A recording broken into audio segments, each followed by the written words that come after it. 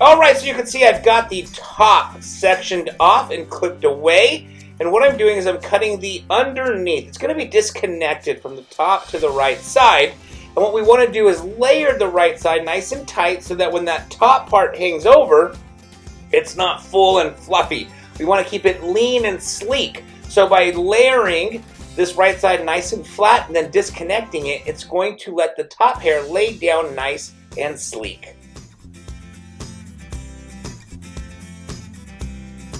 Alright, so now what I'm doing is I'm taking the layering and continuing it to the back. So, you can see I'm taking sections right there, over directing to the previous section, and as I work my way further and further to the back, I'm actually going to over direct a little bit more, and the reason for that is by making the hair travel further, I leave it longer.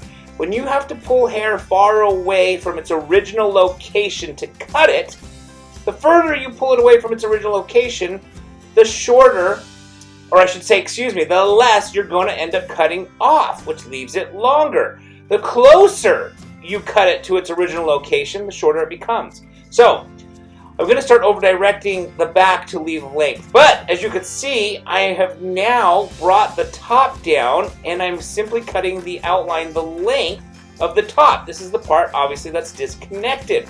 So, I'm disconnecting this side from the underneath. I should say I'm disconnecting the top side from the underneath.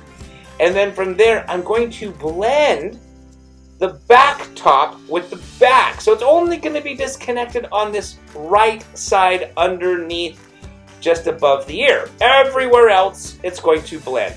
Okay, so you can see I'm cutting this length just to be just above the ear.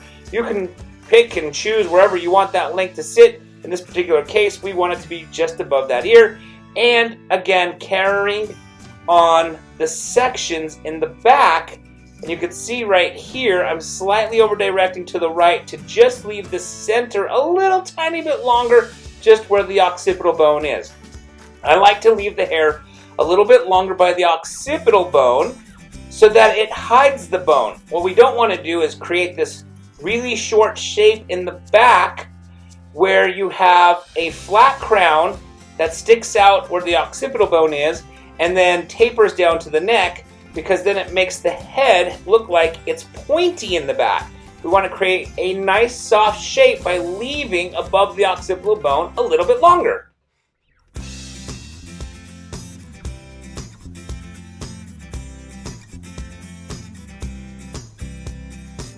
Alright, so now that I've completed cutting the right side, it is now time to cut the left side. You can see I'm working my way around, just simply layering the left side.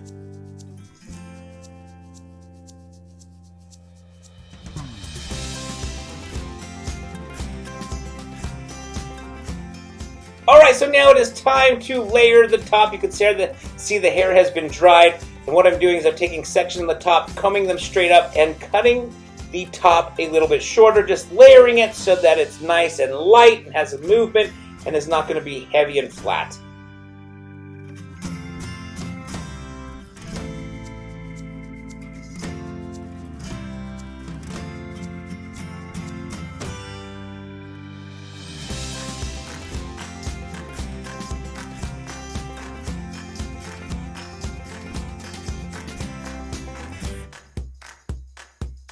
Alright, I hope you guys enjoyed this video. If you did, please give it a thumbs up. Any questions or comments, put them down in that comment section below. Also, don't forget to subscribe to this channel.